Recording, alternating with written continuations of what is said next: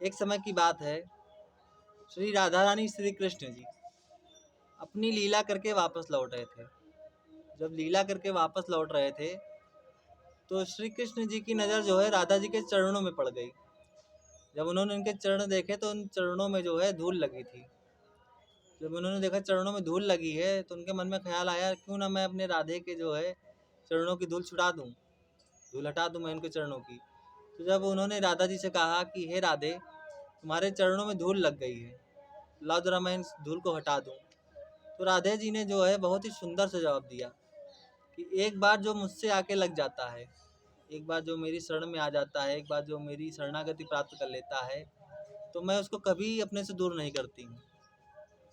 मैं उसको कभी अपने से दूर नहीं करती हूँ, मैं उसको हमेशा के लिए अपना बना लेती हूँ। तो यदि आप उनका स्मरण कर रहे हैं, यदि आप उनको याद कर रहे हैं राधा जी को, तो आप हमेशा के लिए उनके हो जाएंगे। वो ऐसी कृपा करेंगी, ऐसी कृपा करेंगी कि आपका मन उनसे हटेगा नहीं। वो ऐसी कृपा करती हैं, और वो कृपा करती नहीं, कृपा बरसाती हैं। उनका नाम बरसाने वाली क्यों पड़ा? उनका नाम बरसाने वाली इसीलिए पड़ा क्योंकि और सभी जो भगवान हैं, इष्ट देव आराध्य हैं, वो कृपा करते हैं। हमारे किशोरी जी जो हैं कृपा बरसाती हैं। उनकी कृपा होती नहीं, वो कृपा बरसा देती हैं जिस पे। अगर जिस पे खुश हो गई, जिस पर देख लिया ये तो मेरा अनन्य भक्त है और ये है, तो उस पर तो कृपा बरसा देती हैं। तो इसीलिए तो कहा गया ओ बरसाने वाली। आपने सुना भी होगा, ओ बरसाने वाली गुलाम तेरो बनवारी। कहा सुना होगा ना, ओ बरसाने वाली गुलाम तेरो बनवारी, ओ बरसाने वाली गुलाम तेरो बनवारी।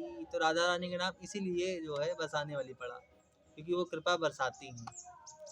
तो इसी के साथ आपको यही बताना चाह रहा था। तो यदि आप कीर्तन भजन कर रहे हैं, भगवान का जो भक्ति में लगी हैं, और राधा जी के अगर आप जो है भजन गा रहे हैं, कीर्तन कर रहे हैं, तो आप समझिए उनकी विशेष कृपा आपके ऊपर है। उनकी विशेष कृपा आपके ऊपर है। तो हम और आप क्या इस बारे में सोच सकते हैं? हम और आप इसके बारे में कभी सोच ही नहीं सकते कि हम क्या ऐसा कर सकते हैं। वो सब उनकी कृपा है। वो उनकी कृपा से ही हम इतना कह पा रहे हैं, इतना बोल पा रहे हैं, इनका जो कीर्तन भजन कर पा रहे हैं। उनकी कृपा बगैर हम कुछ भी नहीं कर सकते। ये सब जो हो रहा है, हम जो उनका नाम ले रहे हैं, और ये जो आगे सब हम जो कीर्तन भजन सत्संग करते हैं, सत्संग सुनते हैं फ़ोन के माध्यम से, कथा पंडाल के माध्यम से, कहीं भी जाकर जब अगर यदि कोई भगवान का नाम लेते हैं, तो सिर्फ भगवान कृपा बगैर ये हो ही नहीं सकता। जब तक भगवान की कृपा नहीं होगी, आप